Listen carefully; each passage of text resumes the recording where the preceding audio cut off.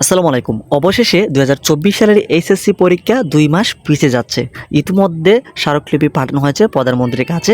তার অর্থাৎ ২০২৪ সালের এইচএসসি পরীক্ষার পূর্ণ যে আপডেট রয়েছে আজকের এই ভিডিওতে তোমাদেরকে আমরা দিয়ে দেওয়ার চেষ্টা করব।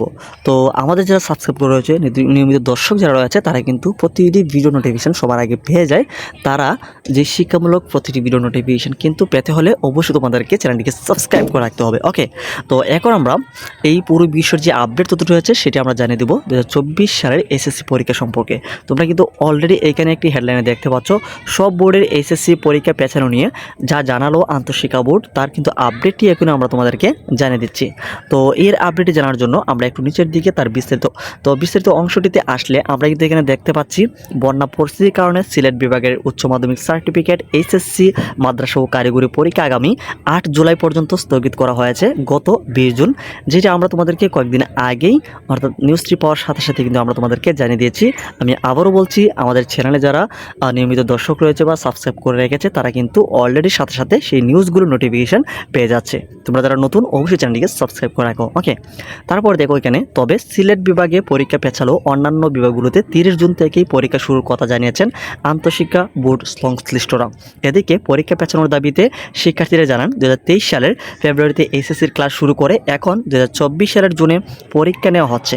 আমাদের দাবি পরীক্ষা অন্তত ২ মাস পিছিয়ে ৩১ আগস্ট নিতে হবে।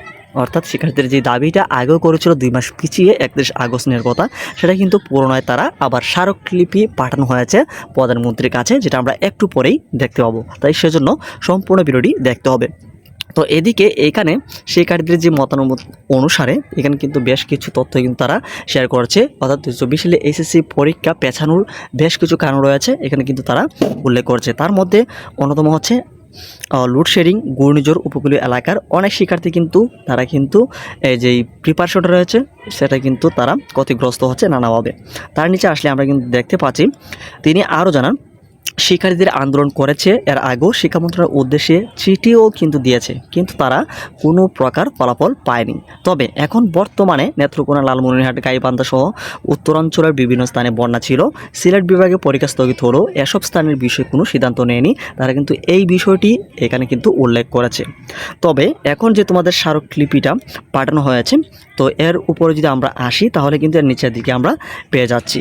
তো এর একটু নিচে আসলে আমরা কিন্তু অলরেডি এখানে দেখতে পাচ্ছি, এদিকে সার্বিক দিক বিবেচনায় নিয়ে সকল বোর্ডের পরীক্ষা ২ মাস পেছাতে মঙ্গলবার ২৫ জুন, অর্থাৎ আজকে হচ্ছে মঙ্গলবার ২৫ জুন, প্রধানমন্ত্রীকে স্মারকলিপি দিয়েছেন এইচএসসি ২০২৪ ব্যাচের শিক্ষার্থীরা।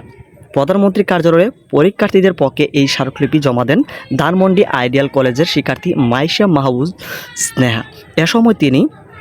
এ সময় বিভিন্ন কলেজের পরীক্ষার্থীরা উপস্থিত ছিলেন। তো স্মারকলিপিতে শিক্ষার্থীরা প্রধানমন্ত্রীর দৃষ্টি আকর্ষণ করে বলেন, আসন্ন পরীক্ষা সংক্রান্ত কিছু গুরুত্বপূর্ণ বিষয়ে আমরা গভীরভাবে উদ্বিগ্ন। এই পত্রের মাধ্যমে আমাদের দাবির সপক্ষে যুক্তি উপস্থাপন করছি এবং আপনার সদয় বিবেচনা কামনা করছি। অর্থাৎ প্রধানমন্ত্রীর কাছে যে স্মারকলিপিটা পাঠানো হয়েছে অর্থাৎ ২ মাস পেছানোর দাবি সম্পর্কে। তবে শিক্ষা বোর্ডে কিন্তু এর আগেও কয়েকবার স্মারকলিপি বা বিভিন্ন দাবি জানিয়েছে ২ মাস পেছানোর জন্য। শিক্ষা বোর্ড কিন্তু সঠিক ব্যবস্থা বা সিদ্ধান্ত নেয়নি। এই জন্যই প্রধানমন্ত্রীর কাছে স্মারকলিপি পাঠানো হয়েছে এসএসসি পরীক্ষা যেন ২ মাস পিছিয়ে নিয়ে ৩১ আগস্ট পরীক্ষাটা নেওয়া হয় এই বিষয়ে। তো এখন অপেক্ষা করতে হবে প্রধানমন্ত্রী আসলে এই বিষয়ে কী বলে বা সিদ্ধান্ত নেয়।